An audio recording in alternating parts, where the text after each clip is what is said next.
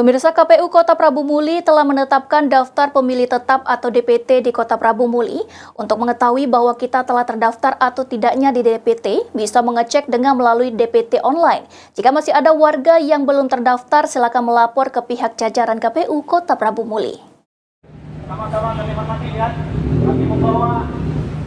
Setelah melakukan rapat pleno rekapitulasi dan penetapan DPT Pilgub dan Pilkada Prabu Muli 2024, KPU Kota Prabu Muli menetapkan DPT di Kota Prabu Muli berjumlah 144.157 pemilih.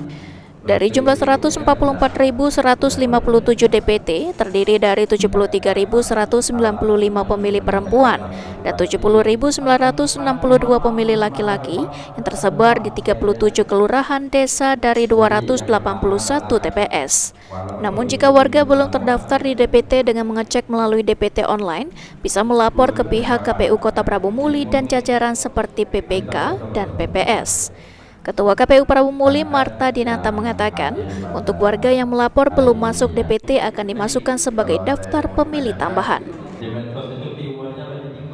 Alhamdulillah, KPU Kota Prabu Muli telah melakukan rapat pleno terkait dengan penetapan